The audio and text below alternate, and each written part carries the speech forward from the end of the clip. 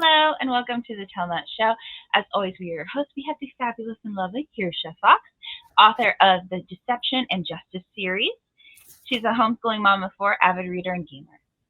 And my co host is Julia J.K. Allen, editor, author, and author coach. She's a fantasy and horror author who loves to put magic in everything. Thank you so much for joining us.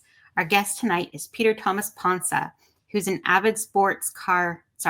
he's an avid British sports car enthusiast, a student of Taekwondo, and a former president of the College of Dental Technologists. Peter now lives in Ontario with his wife Angela and their orange tabby, Mr. T, where he combines his passions, British cars, and writing. Welcome, Peter. Okay, great. Yeah. Good to be here. Yes. Tell us a little bit about your writing journey. What got you started in writing, and how's it looked for you so far? Well, all right. It's like looking back, I think the last bit of serious writing I did was when I was at college.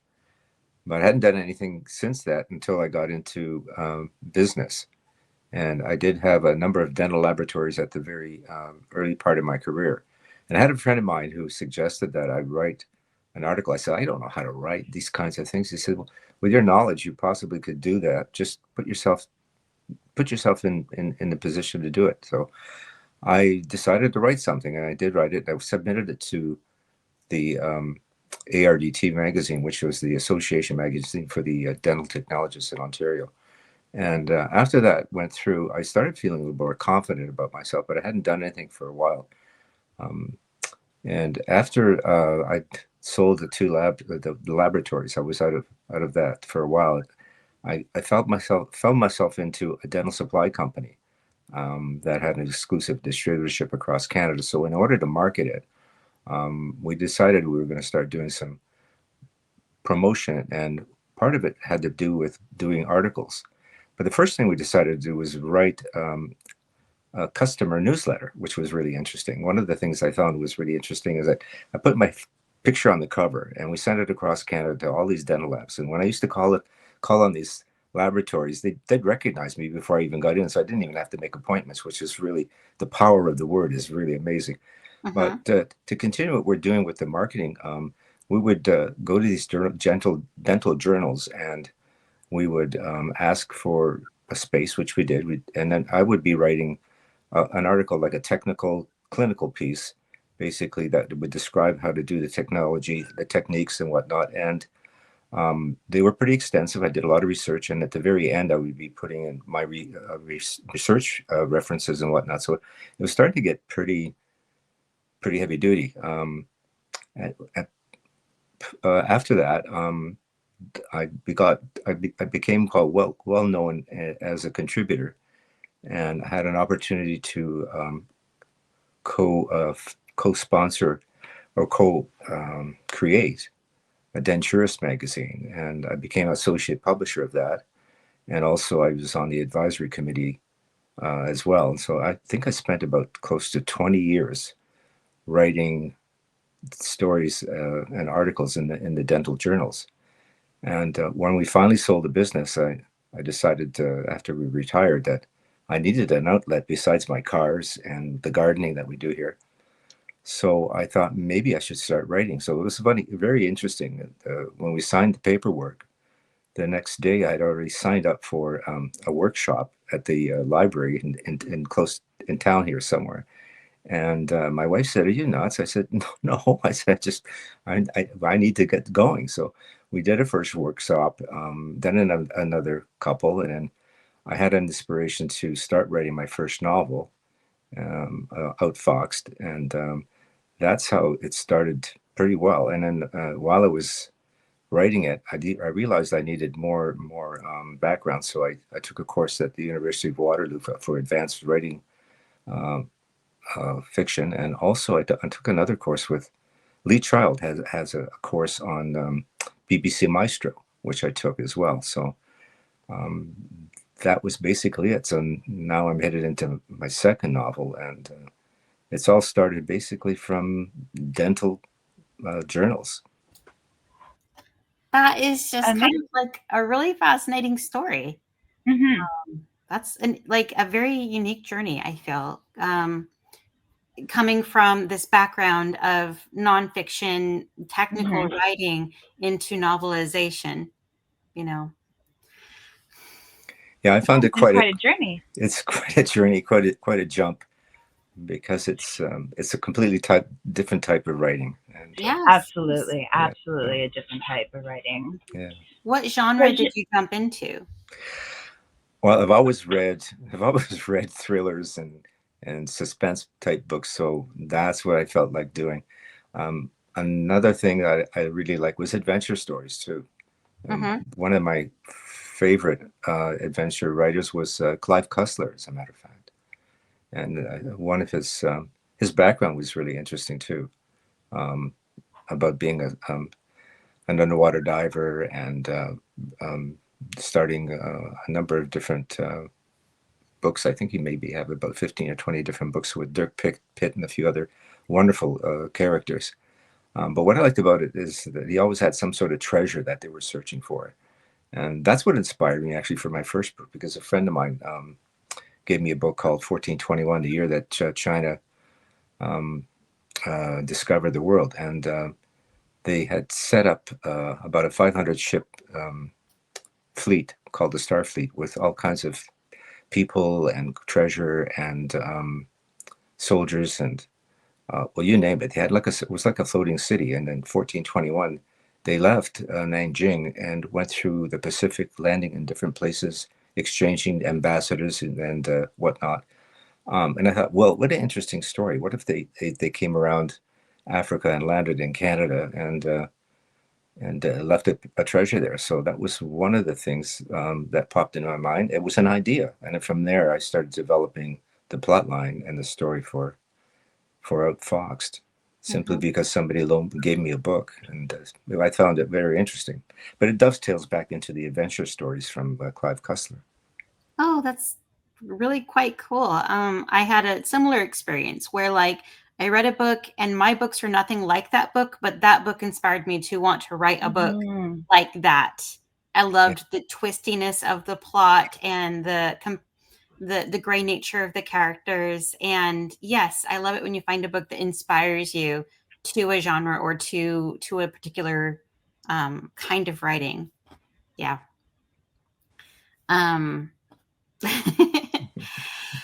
Sorry, we're a little off course because you're not our typical. You're not typical of the interviews that we do. So, but that's okay. It's just fascinating to hear about. Yeah. Yes. So, does your background in dental work or your love of British cars, like, how does that play into your writing at all? Well, in the dental field, I've kind of pretty well left that behind. Mm-hmm. But for the British cars and for the Taekwondos, that as a matter of fact, I have incorporated both of those into my novels. My first Jaguar, we used to use for uh, slalom racing, and slalom racing was just a track where you laid out some pylons and you had to do the best time possible. But under the North American Jaguar Association, we had all of Canada, the United States, and Mexico doing these slalom races. And I remember having done my course, and I came in third, as a matter of fact, for my class and my time. And we really got excited about that. So I started taking some courses, Bridgestone Firestone Racing School here, and then track time and some auto slalom racing. And some of the fellows in our Jaguar Club decided that we were going to do some real racing. So we got a couple of old cars and we stripped them out and we put roll cages and we started racing with them. And I spent 2 years with the Jagged Edgers. So all of that racing background that I had, how to take the line to the track, how to slow down in the braking zone, and all that sort of stuff, I pretty well kind of use that in my first book, Outfoxed, and also the Taekwondo. I mean, many years ago, I made it up to the second degree black belt, and I was an instructor at the club that I belonged to. And of course, all of the things they were teaching us, the strikes and the kicks and the blocking and all that sort of stuff. Well, it becomes second nature after a while, and so I started incorporating it. My chief, my prime protagonist Inspector William Fox is a master of Taekwondo, and many times he's got himself in a situation where the guns are not readily available, and he has to actually use his strikes and kicks and punches to take out the assailant. And also in the first book, there's a certain section where let's see, the FBI agent Patrick Riley and William Fox commandeer a rally car, and then they start racing after some criminals. And that's I wrote that to be a little bit hair raising, and going through some of these very twisty turns, and I made that exciting. And so when they say write from what you know, I mean, a lot of times Yes. does come in handy. Some of the hobbies that you have or the things that you've had experienced in your life, when you do put them in your book, adds a lot of how can I, not just clarity but authenticity, I think. So Absolutely. Yes. Being a, second degree black belt, having raced these cars, you know what it feels like. You've been there. You can describe that. yeah. Unfortunately, like as an author, there's only so much you can Google, like, and hope that you've got accurate information. So being able to pull on that real world experience, having lived it, So like that's helpful. amazing. Yeah. And for readers to know that, like, they're not just reading, like, what informs that character's experience is real. It's not completely fabricated. Mm-hmm. Yeah. I did a few years of Taekwondo, but I didn't like sparring when I wasn't angry at the person that I was supposed to fight and stuff. And it was also a little frustrating because like we were, my mom's from Korea, so we were the ones teaching them like the proper pronunciation for what the words they were trying to say. Oh And yeah. so it was just, it was a little frustrating because too, they would like not they would like advance people by half belt so that you had to like keep paying more before you like it didn't matter your skill level, like you would eventually everyone they'd just pass at some point anyways, or like they'd do the half steps where you get Mhm. stripes on the belt instead of just like getting the new belt color. Yes. Yeah, Yeah, our club was not like that. We get no, it's when you passed your belt level, you got a solid belt, and that was it. Mhm. oh Yeah, very nice. Yeah, but no, that sounds amazing. No, martial arts I think are very valuable for like discipline and all this other stuff. And I love that you're able to like have that firsthand experience to write yeah, in your the novels. the thing and I wasn't really all that fond of sparring either. Yeah, I prefer to do the patterns. The right. The Yeah, forms and the form, yeah. because that takes in quite a lot of let's see, a memory that you have and keep the Mm-hmm. form just the right way. Keep the arm in the hand, the person, just and Right, right. then it can look so wonderful when it's done and executed so well, and it actually Yeah. is very good. It's like Tai Chi, but very very quick and very fast Mm-hmm. and sudden, but it's actually very good for you physically too. I mean, if you can't Right. be somewhere, you can just take it with you. It's portable. So once you Oh learn it, you can yeah, just keep on yeah. practicing them, and the more you know, the more moves you have. It's like I think it's Yeah, fantastic, and then actually. yeah, it's very meditative too to do the different forms and all of that. Yeah. Well, yeah, that's what at our club we used to do that. We would finish Mm-hmm. our night of exercise and whatever, and sit down and kind of just meditate a bit, and try to get our heads cleaned out. Yeah. Yeah, no, that's So wonderful. yeah, So, when it comes to writing, what do you think is the most important part of writing? getting your story out. I know it sounds kind of flat, but I mean, really, it is. It's not easy getting it out of your head and getting it down to make it sound like it's going to be um, true to form. And I think that's Mm-hmm. the hardest thing to do. I think that's where the skill of the writer comes in, where you take your thoughts and your ideas and you envision them, but getting them down on the paper is the real trick. And I think that's the mastery of the craft, I think. Mm-hmm. Yes, yes. The I important think part is getting it down. yes, Yeah. that's hard for any kind of artist to Yes. take what's in your Mm-hmm. head and communicate it so that they have something similar at the very least. We can Mm-hmm. play Right, movies in our right. head. How do we get that movie to come off the paper? Well, And playing someone else's, yeah. yeah, in a lot of ways, it can be very frustrating too, because you've got this picture in your mind and you're getting it down. It doesn't look like what I'm really actually seeing, and so Yeah. there's the writer's frustration, right? I know. And then like movies are so nice because they have the swell of music or the sounds that cue you Yes. into like how the plot is changing and emphasizing things. You have visuals and all this other stuff working with you. With the writing, it's only words, and words can do so much, but it's kind of a little bit more of a challenge, I feel, right, than some other stuff where we can use visuals or audio to kind of implement and augment the storytelling. Hmm. I Yeah. agree. Agree. So for your novels, do you typically start with like characters and character development, or do you make the plot first that the characters sort of mold to? Well, actually, they're both essential, I think. Mm-hmm. But I start with a plot. First of all, I need a story, Mm-hmm. and then I can, like anything, you can make a dice for it, right? You make a room, and then you start adding all your furniture, as that's a metaphor. But and your storyline can be like that too. But the important thing is to get some sort of a story that is going to be appreciated. Then you put your characters in there where they fit, and they are the key to the whole story, because that's the interaction of the characters and how they feel towards what's going on around them, and how they interact together during the story, and how that actually kind of manifests it in a way that the reader is going to appreciate what the writer has done.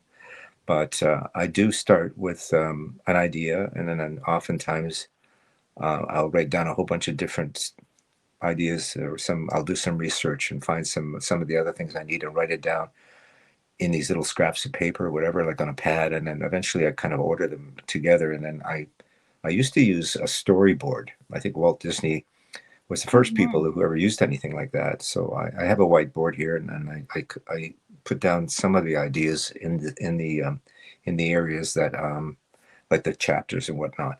And then eventually I do what they call an outline, and basically outline chapter 1, 2, 3, 4, all the way through to whatever it takes to formulate the book. It could be 60, 70 chapters, and then from there, that's where you take the idea, and then you start formulating all these little steps until you feel that you've got something that you can actually work with. Of course, then there's always the edit, which is the best part Yes. at the end.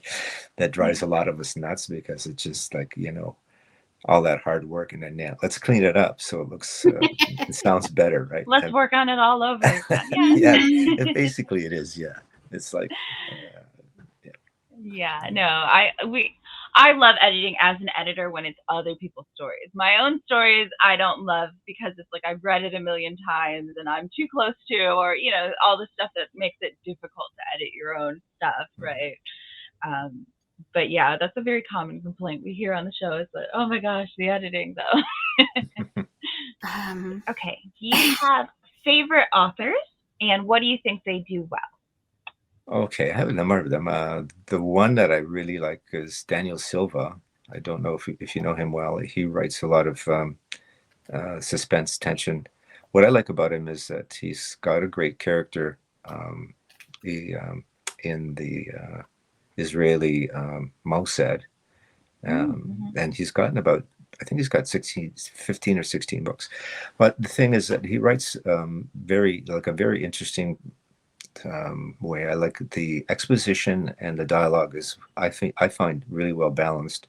The storylines are actually very good. There's a lot of intrigue and political intrigue into it, and suspense and whatnot. And he's kind of masterful too in that regard. But there's a lot of them. And I think most of the ones that I do like. I like Mick Herron, who writes the Slow Horse series. I've read a lot of his stuff, and he's actually very good too. But what I find very fascinating is the way that people like Steve Barry, Tom Clancy, they write this political kind of thriller genre stuff that I really appreciate. I like it because it's very close to reality. If you take a look at the news, almost every day there's something coming out of China or North Korea or something like that. So there's a lot of information and a lot of great stuff. But um, I think by reading their books, I think you can see what they use in their techniques, how they set up their sentences, how they set up their plot lines and everything. There's a lot to learn. I mean, and there's a lot of subtlety in there that you can pick up. And I think that's one of the reasons I'd like a lot of these guys. I even like Baldacci. But just recently, just for fun, I mean, I read Fyodor Dostoevsky's The Brothers Karamazov just recently. Wow. Talk about like the way he writes with the voice. He uses voices, and it's like really interesting. It's an old style type of writing that doesn't really suit today because it's very, very descriptive. But to go back and read these kind of old books really gives you a great idea of how their writing styles are and what you can learn from them. One thing I did learn from Dostoevsky is a little bit more about dialogue and character development. I mean, it's very interesting if you know the story about the three brothers and how they're all completely different and how they have a father that they really like have a real difficult situation with the father. But it's a very well written story. I really enjoyed it. And I can continue. I mean, I continue. And Raymond Chandler. I mean, I got a while back. I bought all of his works, most of his works, in one of these big compilations, and I found his work was really interesting too. Again, dated because it's back in the 20s and 30s, and maybe it just graduates up to the 50s. But he did write quite a lot of interesting stuff. Again, learning from the styles and what they're doing. No, it's very valuable to read like a writer and what we can learn about writing voice and style, as you're saying, and the way they craft sentences and how they do all the craftsmanship of writing and all that. Like, it's always fun to read just for fun, but reading as an author, you can really learn a lot and improve yourself. Yeah. Sometimes it's just the way they describe things or the way they do dialogue or the way they just so perfectly bring like emotion and humor and, like they just distill it into you can get inspiration from anybody, from any kind of writing. But I think it's really kind of fun that the old style of writing you can't really get away with as much in today's society. But at the same time, I feel like we still love it so much. And I wonder if we can't break the rules a little bit. I do feel like we're heading towards this trend of like everyone has to write like Hemingway at 5th grade reading level, or very concise, very like simple sentence construction.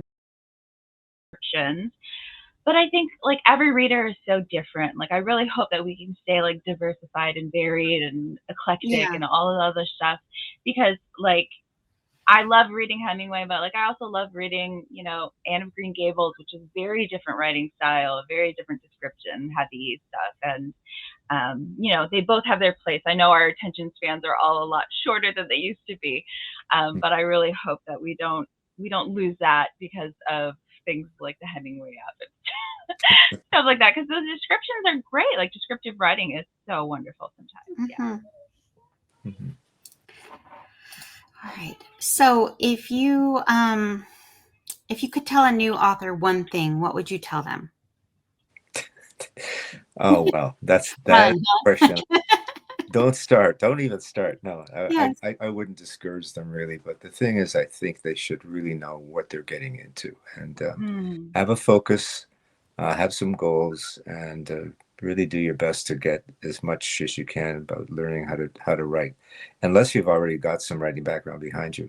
But stepping into the writing arena and the publications and all that sort of stuff is an eye opener for a lot of people, and they realize how difficult it can be and discouraging. And you have to have a tough skin, because also you're going to get some reviews on your books that are not going to be all that stellar, and you're going to feel kind of, So you really have to have a pretty good personality, I think, to be able to weather the storms that you're going to get.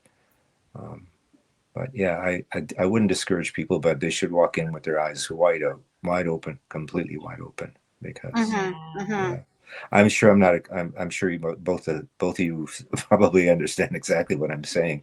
You both Yes. There's a lot more involved in the process than people realize when you get. So you just think it's fun, it's writing stories, I love it, and then it'll just magically be a book. No, Well, it's not all that Until you get started. glamorous, is it? I mean, Yeah. really. Yeah. I mean, very few of us really get to the top, to be a Stephen King or something like that. So Right. yeah. Right. So as long as you have your aspirations in check, I think that's the way to look at it. Yes. Right. Right. Yeah, exactly. Well, I think sorry. it's important to know what success looks like for each individual person, right? Because like for some people, writing the book is enough of a success, right? Getting it published, having that book in your hands, and then other people, yes, they want to become the next big hit, and so it's not as easy as it seems, to do so, Yes. yeah. One of our lines is there's more than one way up a mountain, and you have to remember that this journey is uphill on a mountain, and it's rocky and it's tiring. And you're up there sometimes feeling very alone, you're on this journey. And, like not everyone makes it to the top, as you said, but there are moments that make it worth it. When you're reading your own book and you make yourself laugh out loud, or when you get those glowing reviews, or, even awards sometimes for some authors, when you really take off. And, the thing that I keep hearing again and again and again from authors is just keep writing, keep improving, keep honing your craft, keep learning. And sometimes it is not your first or second or third book. Sometimes it's your 10th, your 12th book. Right. That really actually takes off. And that's when you start seeing your success that you've always dreamed of. But if you don't keep going, you'll never see it. Yeah, patience is the key. Yes. It's a marathon, not a sprint, for sure. It is a marathon, uphill both ways. Very much a marathon. Yes, in the snow. Uphill both ways in the snow, yes. Just like our treks to school back in the day, right? Yeah. How do you make time for writing in your busy schedule? Well, I am retired, so I do have a lot more time to do the writing. And sometimes you are busier after you retire, though. I feel that is true. That is true. I've been finding that there's a lot more going on then. But as I started writing basically as a hobby to keep myself busy, but it's become more and more so as a job, because now I'm taking writing courses and whatnot just to get ahead, and also marketing courses too. So I'm taking it a little bit more seriously as I'm getting older. But finding the time, well, one of the things we do is we try to during the wintertime, like in Ontario here in Canada, where I am right now, we've got a lot of snow. So basically we're inside and we have a lot of opportunity to do writing now.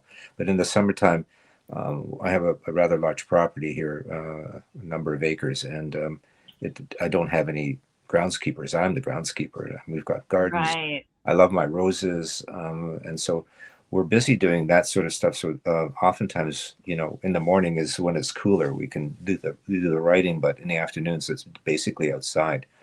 But one of the things we promised ourselves to do, and we've been doing this since about 2016, I think, is to go away for about 2 or 3 weeks or a month and do a writing vacation.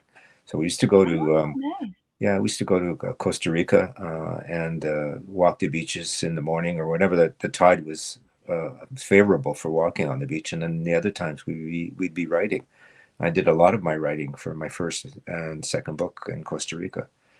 This year we're going to be leaving in a few weeks, and we're heading down to Curacao.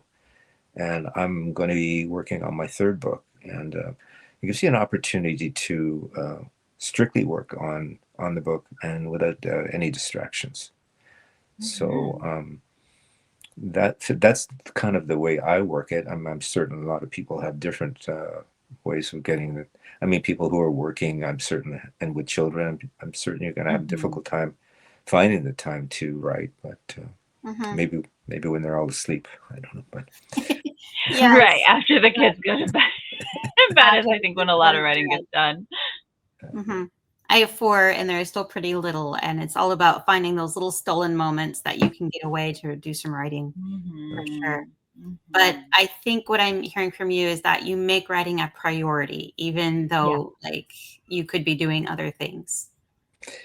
Yes. It's not, it's just, I should also mention that my wife is a writer too. So we both have a lot of things in common. So when we're having breakfast or dinner or something, it's oftentimes something comes up, like, what do you think of this character? What do you think of that? I've got this for my story. So it's actually very interesting to be with a writer. Yeah.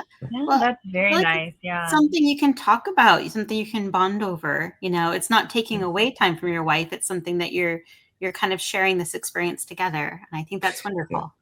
Yeah, it's wonderful because we were in business together for 23 years, and and now we're still at it. Still doing it. No, but that's great because writing can feel so solitary, and it can feel like we're neglecting people in our lives to do the writing. So it's really great that you both have that going on for each other and yourselves, that, like, she's not going to get mad that you're spending the mornings writing because she's doing the same thing. I love that. So what is your favorite part of writing? My favorite part of writing, getting it finished. Yes. Right. Actually, and I'm joking, but it's, in a way, it's true. When the book is published and you finally have it in your hands and you can flip through the pages and you see the cover and everything, all that time and effort you spent working on the inside of it, helping design the cover and getting the reviews in there, whatever, it's actually it's the ultimate. No, there's nothing like holding your book in your hands, especially that first time. Yeah. Having something to show for all of that time. Yes. Yes. And then you finally get to share it too. That's the fun part, is like finally give this book out to other people to read and to get their reactions and to see their enjoyment. Yeah. No, I'm always one of those, like, because you don't necessarily like writing, because sometimes you're in the thick of it and you want to just rip your hair out and scream and cry and sob because it's not working for you or it's being tricky. So I always say having written is my favorite part of writing, is like that feeling when you've finally done something at the end of the day and you're just like, I got words in, and you just have those good endorphins and dopamine hits. Well, there's always the mini moments too, like finally finishing a chapter or something, or two. Say, I've got a mental note that I want to do 1,000 words or 2,000 words today, and then when you finish and say, that's okay, because it is like little milestones. Like every day, if you do a little bit, eventually it does become a book. But there are those little wins you get. No, I celebrate every little victory. Yeah, like first draft done, we're going to dinner. Like, yes, we're gonna celebrate every little step of the way. Yeah. I feel like that's really a good mindset to have, though, because like it can be so difficult to get a novel written and get it published. So like, celebrate every little milestone. Yeah, so you enjoy the process a little more. Do we have a least favorite part of writing? I don't know if I do, really. I wouldn't say that I have a least bit of. I enjoy most of all of it. I think the only thing I don't like is some of the reviewers. Some of them can be very biased, and I have one in particular that kind of I shouldn't be griping here, but it's annoying when you explain something in your book and then the reviewer turns around and says, well, and for instance, I had a childhood sweetheart that hadn't seen each other for a while, and then they met together recently, and they hit it off. And I wrote it in the book, and the reviewer says, oh, the romance happened way too quickly. It's unrealistic. And I said, okay. Right. So I had another person who wrote a book. In fact, it was my wife. She did the same thing, and the same reviewer said the same thing, that that was unrealistic. And okay, so now I have another novelist that I know from the U.S. in Texas who writes books too, and he wrote something as well. And I read his review, and damn it if she didn't say the same thing. And I thought, well, there's a bias that's really interesting. And why would a reviewer say that so many different times and not understand that perhaps there's a little bit more to why romances happen quickly. And they do happen quickly. I've seen it happen many times where people just fall in love automatically, just within seconds. Yeah, And no, I don't. my Yeah. roommate in college, her grandparents got married after 6 weeks, I think. Yeah. Like it happens. Yeah, those It, whirlwind. yeah. Yeah. So so this is what I think I really annoys me is biases when you're not really interested in looking at the things for face value and giving it a proper evaluation, but being biased too much about and repeating yourself about it. So I don't know if I really answered your question, but it was a little bit of a gripe I had to get off my chest. Oh yeah, we got to vent sometime. No, I completely agree with you. The reviewers who are just really harsh for no reason, um, Mm. it stinks, you know. Of like, you have to Or remember that your book isn't going to be for everyone, but some reviewers are just like really harsh and unnecessarily right. so. Hmm. Yeah. Um, And I we've think kind like of, if it's not your cup of tea, that what I yeah. mean, but to completely discredit like there's no such thing as whirlwind romances, what I mean? Yeah, Like they're obviously people get Oh, married after obviously days there are. I sometimes, Yes. or yeah, yeah. perhaps she was jilted once or something. I don't know. I mean, Hmm. Well, it's just like yes, if it's not your cup of tea, but like yes, that I wouldn't necessarily call a fast romance unrealistic Mhm. though. There's a whole Yeah. genre of romance, insta love romance, Yeah, where the yeah, whole thing there. people want Mhm. to read is the two who see each other and just feel this connection and they're The drawn to world each other. moves. And Yeah, yeah, yeah. and they can't stay away and they can't stop thinking and they're obsessive. Like we love that. Like, yeah. So Yeah, I see you two understand that. That's wonderful. mhm. right, right. No, reviews can be very frustrating, but if you ever feel bad about reviews, like look up your favorite authors and see their 1-star reviews because it's like these are amazing. Like Jane Austen, I was one of my favorite authors ever. I think she's amazing what she does with characters and stuff. But like you'll read her reviews and it's like, oh, they went to somebody's house for tea and that's it. It's so boring. Like why would I even read this? So like reading the 1-star reviews of like really awesome authors like helps a lot because you're in good company if you get a bad review. Yes. Sometimes, like they can be good for you. I had one recently that Hmm. was pretty eye watering. It really kind of hit me pretty badly, and I thought, well, Yeah. wait a minute now. Maybe they're my reader, maybe they're not. But I started thinking about it more and more. And I thought, something I have to have an open mind because some of these Hmm. reviews really can help you if you get over them and don't take them Yes. personal. Yes. And there was something that I thought was really crucial in the last book. Yeah, and I thought, you know what, I'm going to write that down and kind of can reconsider it for next time because perhaps there's Hmm. something there. Hmm. So Yes. Yes. I wouldn't say every review is terrible for a Mm. reason. I mean, sometimes you can learn from it depending on how Yes. you accept it. Oh, Yeah. No, it's good to get feedback. Yes, for sure. mhm. Yes, absolutely. We want to learn from the people. We don't want to surround ourselves with people who are going to give you glowing praise that is undeserved. We Hmm. want to Mhm. make our books the Mhm. best we can be. We want to keep growing as authors. So it's really hard to know if someone is like being too Right. harsh or like if it's just not their thing or is there Mhm. something there? Have they hit on something that you could really fix? It's really hard to know. Mhm. Yeah, I know. I know that's very difficult to understand that, but yeah, Mhm. but you got to try. You You gotta have to try. Yes. Absolutely. Absolutely. Yes. There's a thing Well, about getting paralyzed by perfection. yes. Some Mhm. people cannot move forward because it's not Mhm. perfect yet. And you have to know when to lift your hands away and be like, it's good enough. You know? Mhm. Right, right. There is that one brush stroke too many that'll ruin the Yeah. painting. Sometimes we muddle too much with things trying to make it perfect. We can start to take away from it.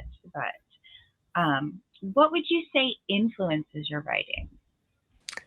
Most of my books, well, there's only two, and a third one started, are politically geopolitical in a lot of ways. And I think what influences me is um, like democracy. I mean, I feel like it's being eroded away by Mhm. a lot of these totalitarian regimes around the world, and the fabric of our society is being whittled away. And so when I do write these books, I'm hoping that there is something that my message comes through, and because of the influence of what's happening to democracy. And I'm pretty sure you understand it quite well right now in your backyard.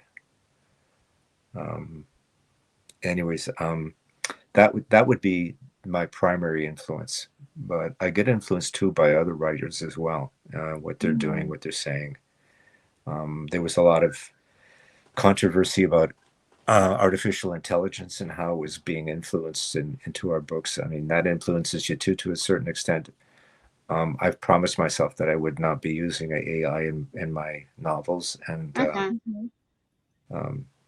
so there's a factor, a lot of factors that could influence you on the way you take your directions on how you want to write. So, I mean, there's many we can discuss, all kinds of them, but I don't want to dwell on it too much. Sure. I feel like there is inspiration to be found everywhere, especially when you're writing a thriller with action and adventure. You're going to have some politics there. You're going to have your character, who I am guessing is probably more of a hero type, who's going to stand for justice and doing the right thing and, saving the people around him. Yeah. Yes. Yeah. I think that's important to portray those characters. We need those heroes. Yeah, I believe so, because the world is so unsettled. I mean, everywhere you look, there's some sort of a war going on. And a lot of injustices. And of course, if you can kind of bring it into a storyline too, I think it kind of refreshes people's minds into believing that something should be done if it can be done. Yeah. A lot of child labor laws, period, and work, like health and safety at work, OSHA, came from the book The Jungle. The president at the time read The Jungle and was horrified by this account of what it was like working in the factories for people. And so he passed legislation to improve workers' conditions. So, I mean, it is a very powerful thing writing can be. Yeah, 100% agree. And it, like Kirsha was saying, there's so much inspiration all around us for writing, especially thrillers and things like that, with just what's going on in the news. Yeah. Yes, and reading and writing gives us empathy. We live 100 lifetimes, 1,000 lifetimes. We walk in other people's shoes, people who are different from us, and think differently, and it helps us understand each other. Yeah. So I think that this work is really important.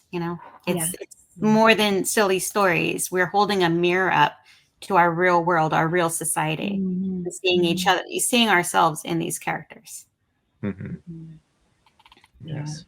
It's a great answer. Okay. Do you ever deal with writer's block? Not usually. I've had it a few times. So basically, what I do is just get up and walk away, or I've been finding recently is just picking up an old book of Shakespeare and reading Shakespeare out loud. And oh my gosh, yeah. Yeah, and then after a while, it's just like, hey, this is interesting. So all of a sudden, I said, maybe I'll get an idea. And so there's a lot of ways of getting ideas too. I mean, you sometimes can sit down and watch a movie, and then all of a sudden, I put it on pause and get out my pad and write something down, and then I'll remember it. Yeah, but I don't really often get it much because I have an irregular schedule for writing. I can't say that I get it very often, but I have had it. Yeah, no, and I think for a lot of people, like when you're sitting down to write and your brain knows it's writing time, like you said, you have that set aside time specifically for writing. It's very easy to get into writing when you have that routine established and stuff. And I think that outlines also help to prevent a little bit of writer's block. Yes, at least what can happen too is if you do, like, if you go like from numerically 1, 2, 3, 4 on your chapters, and all of a sudden you're at chapter 4, and all of a sudden you can't. It's nothing's coming. We'll jump to chapter 6 or 7, and write a little bit about that. Or see, a lot of times, one of the things that I liked, what I used to do when I was a dental technician, is we would do component technology. And, we take a certain amount of different things that were pre-manufactured and put them together and join them together and then get you fabricated until you finally get your final product. And that kind of thinking still sticks with me. Like oftentimes I could write a chapter here, a chapter there, and you know what? Hey, it fits here, it doesn't fit here. Like let's change it around. It's almost like components. And oftentimes, when I got a writer's block, I would like jump to another area of the book and write something there. Like say, for instance, it's been sitting in my mind. It wouldn't fit here because something else is supposed to go here. But then that was one thing. But like I said, but lately, I still like reading Shakespeare because it kind of like does something to me. I can't explain it exactly. It just, and then. Well, he was so inventive with language. All of the words and phrases that he coined, all of the, the fun that he had with the language itself, I think is very inspiring when you hear how well he, like concisely worded things like to be or not to be, that is a question. Like, you know what I mean? Yeah. Just some of the things that he distilled into like these wonderful quotes is very inspiring. Yeah. Mm-hmm. Yeah. Yeah. Perhaps it might take you back to a time, like a favorite place in your mind. I don't know. I haven't read a lot of Shakespeare since high school, but I think that when I do open it up and look at it again, it kind of takes me back to that time a little bit. Yeah, well, he was very creative and came up with some very interesting stories. And so, when you kind of like are rubbing up against the bard, it's like maybe a little bit, of it comes off. Yeah. Yes. No, I think it's true. I think for writer's block, it's very important. Like both of your advices for writer's block is great because I find that for a lot of people, writer's block is lack of that creative well is empty. Like you kind of used up all your creativity. You need to get re-inspired by reading or consuming, stories. Or maybe you're burned out, like you've just been working too hard on this and you're tired and you need a break. So taking a break, walking away from it is great. But or reading Shakespeare, your favorite author, getting inspired by words again. Yeah, I think those are great advice for writer's block. Yeah. Both counts, yes. Yeah. All right, so this is my favorite question. What would you say has been your most significant writing victory so far? Okay. So this is interesting because I thought it was my first book. Getting that done was really a monumental chore because it was like 5 years of getting it together. But what I found was like after I wrote it, and there was a bit of a hiatus there, getting ready for the second book. Could I do another book? And could it be anywhere near or better? I mean, that was the big issue. And then I thought, I don't know. Let's keep going. Let's keep trying. And so I wrote the second book, and then that was the victory. It was the second book that was actually the victory because I know that the first one wasn't just a fluke or just a one-off. It was the second book that made me feel like, you know what, you've done two now. Now the third one shouldn't be a hassle. It all should be quick and easy too. It was the second one. That was my victory, I think. Yeah, that's wonderful. Every book is an accomplishment, but it is nice when you're like, oh, it wasn't just that fluke. I did write another one. Yeah. All right. Do you have writing advice that you hate?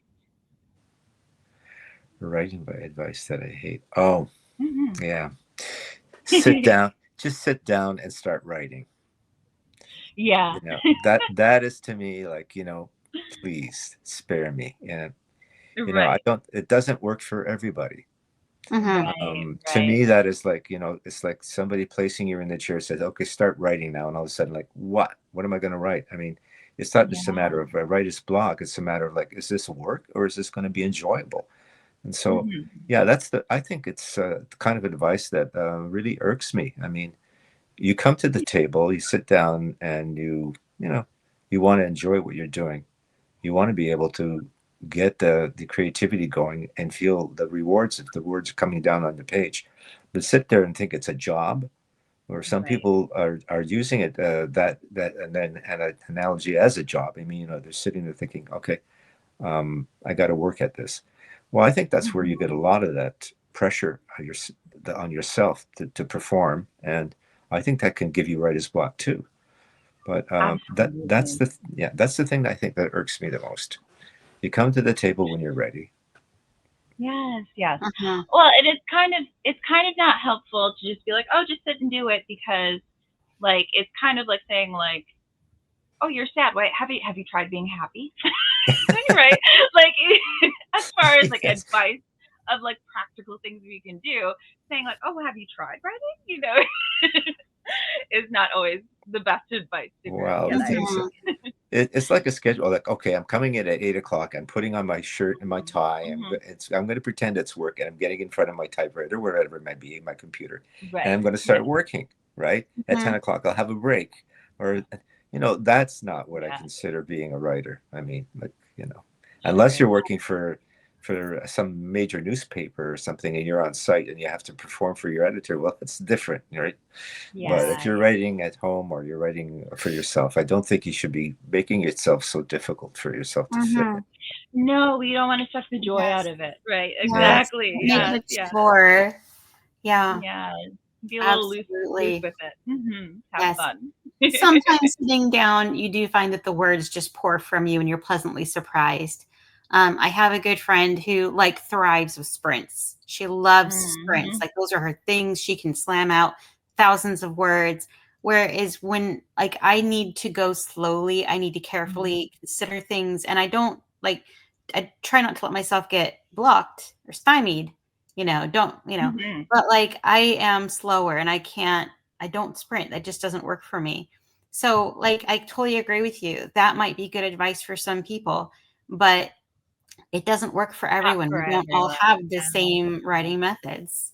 You know, if I Absolutely. try to sit down and just write when I'm really not feeling it, like the characters are staring at me and they're asking, so what do we do now? And I'm like, I don't know. You do something. They're like We don't we're want to. just Yeah. getting each other, looking at each other like, okay, Right. I Right. need to plot it out so that I know what I'm supposed to write next.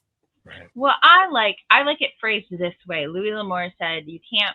The water won't flow until you turn on the faucet." Right. So you have to sit down and write in the fact that if we're not writing ever, you're not going to have any Yes. writing done. But I like that much better than just sit down and write. Yeah. Right. Turn on the faucet. Yeah. Mhm. All right. Well, we want to give our audience let them know where they can find out more about you and your books online. So this is the perfect time to share your socials or website or anything like that. Okay. Well, I'm on Facebook. I'm on Threads. I'm on Instagram. If they want to reach me at my website, it's peterthomasponsa.com.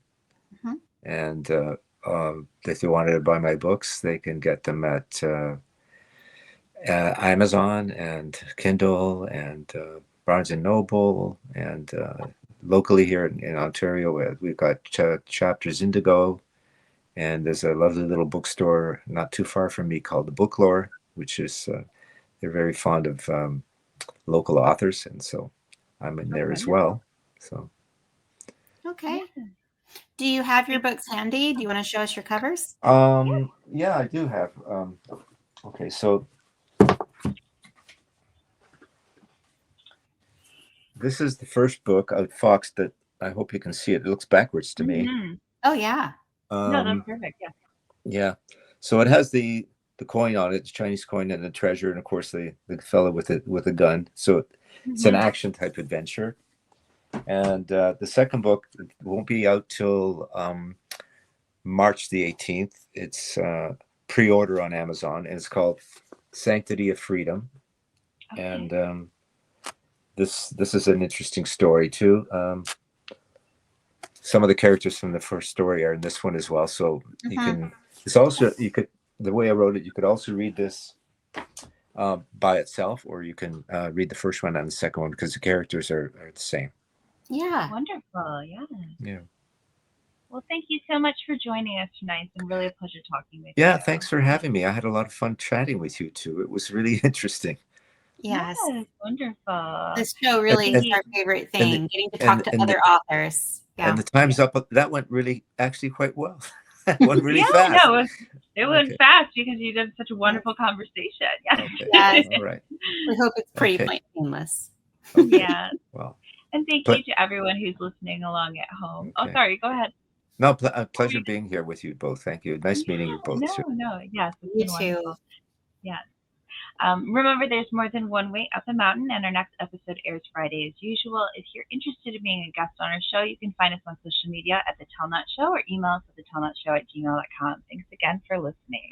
Thanks again for listening. If you enjoyed the show, consider subscribing and liking. We appreciate all the support. Julia J.K. Allen is an author, editor, and coach and can be found at hijinksrudder.com. Kirsha Fox is an author, avid reader, gamer, and mother to four, and you can find her at kirshafox.com. Thanks and see you next time.